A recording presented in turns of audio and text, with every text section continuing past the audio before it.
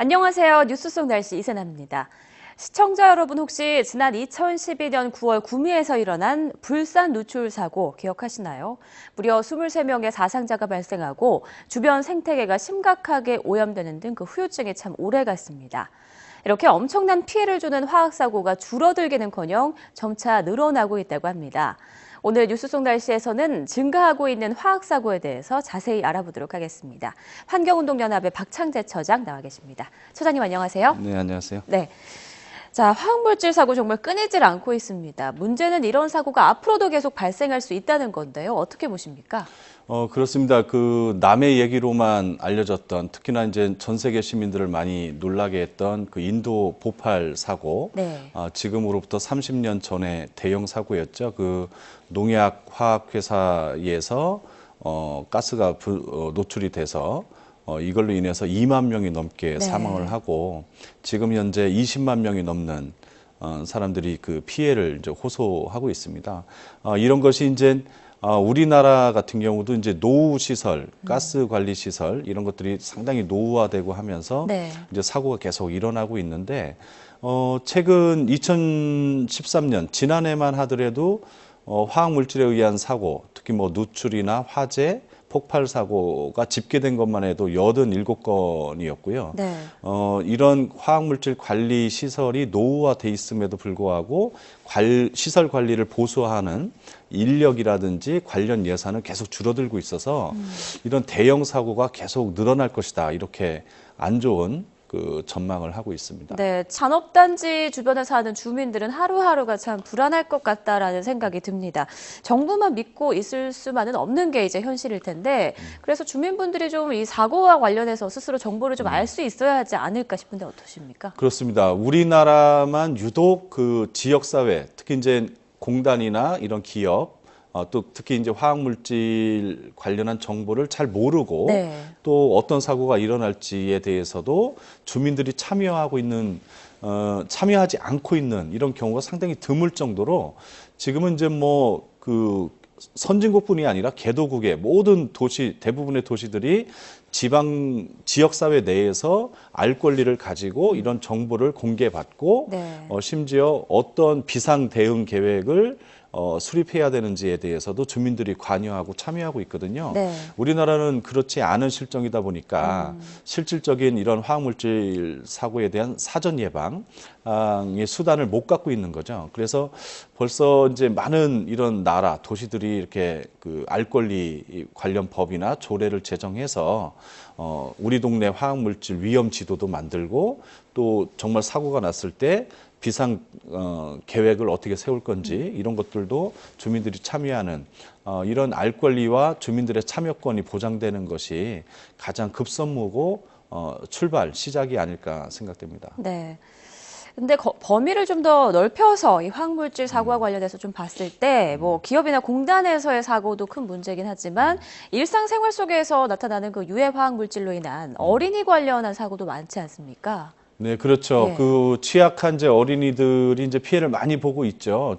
특히 이제 독성 물질, 어떤 독성이 들어있는지도 잘 모르는 이런 상황에서 이제 아토피, 피부염이나 천식, 소아암, 또 뭐 자폐 등의 이제 각종 발달 장애, 이런 여러 화학 물질에 의한 건강 피해들이 이제 날로 증가하고 있는데요.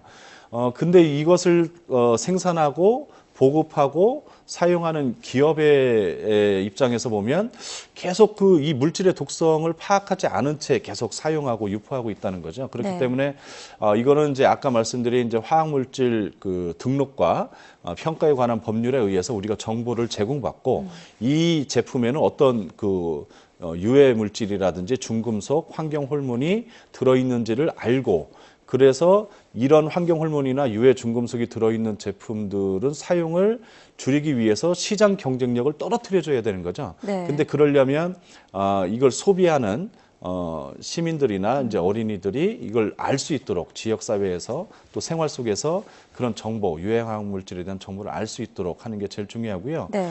특히나 이제 우리 완구류나 문구류, 특히 이제 어린이집, 학교 이런 곳에 뭐 납과 카드뮴 같은 그 유해 중금속이라든지 뭐 프탈레이트라고 하는 그 환경 호르몬이 많이 들어있는 것이 이제 PVC 그 플라스틱 플라스틱이거든요. 네. 이런 플라스틱 같은 경우가 어린이집이나 학교나 아이들이 집중적으로 사용하는 이런 시설에서는 아예 그 사용을 좀 그 자제하는 정도가 아니라 아예 자유롭게, 그러니까는 PVC 풀이라고 흔히 얘기하는데 네. 이런 정책으로 지방 정부에서도 앞장서서 가야 된다고 보고요. 그러기 위해서는 지금의 지방 정부에서 생활 속 이 유해 화학 물질을 어떻게 예방하고 관리할 건가 하기 위해서는 지금의 이제 뭐 화장실이나 식품 위생 정도만 담당하고 있는 공중 보건의 개념을 환경 안전까지를 더 추가해서 환경 보건 전담 부서를 설치하는 게 급선무라고 보여집니다. 네. 이렇게 말씀을 듣고 보니까 이 정부나 기업 모두에서 조금 더 안전에 대해서 좀 깐깐하고 꼼꼼하게 좀 인식을 해줬으면 좋겠고 또 소비자들도 조금 더 정보의 중요성에 대해서 좀 접근할 필요가 있을 것 같네요. 자, 무엇보다 안전이 이제 중요한 시대인데 화학물질과 독성물질로부터 안전한 사회를 만들기 위해서 근본적으로 좀 어떤 대책이 필요하다고 보십니까? 예, 가장 중요한 건 그 지역사회, 특히 우리 동네가 얼마큼 화학물질로부터 어떤 정보를 가지고 있고 정보를 제공받아야 됩니다. 네.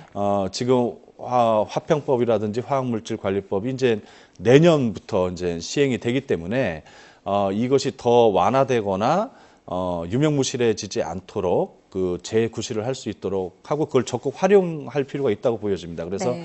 기본 지역사회 알 권리 조례 제정에도 이번 지방선거를 맞이해서 시민들이 계속 요구할 필요가 있다고 보여지고요. 특히나 생활 속 유해 화학물질, 특히 이런 민감한 화학물질로 인해서 그 취약한 그 어린이들에 대한 어떤 사전 예방 차원에서의 이런 그 PVC 사용을 최대한 억제하고 네. 줄일 수 있는 이런 정책을 당장 액션, 그러니까 행동으로 좀 가져갈 필요가 있다고 보여지고요.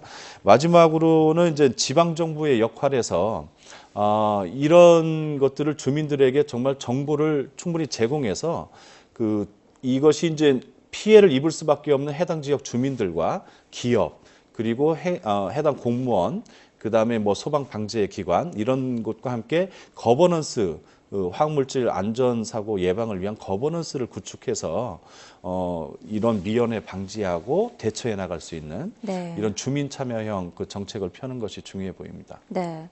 무엇보다 이제 안전에 대한 인식이 전반적으로 한 단계 높아져야 할 것 같고요. 그게 좀 공론화가 잘 돼야 될 것 같다는 생각이 듭니다. 오늘 도움 말씀 고맙습니다. 네, 고맙습니다. 늘어가는 사고만큼이나 우리의 마음은 점점 더 불안해져 가고 있습니다. 더 이상 이런 불신 속에서 불안에 떨지 않도록 체계화된 안전수칙과 또 이윤이 아닌 사람을 먼저 생각하는 마음이 필요할 것 같습니다. 무엇보다 더 이상은 이런 불상사가 일어나지 않기를 간절하게 소망해 봅니다. 뉴스 속 날씨 오늘 준비한 내용은 여기까지입니다. 시청해주신 여러분 고맙습니다.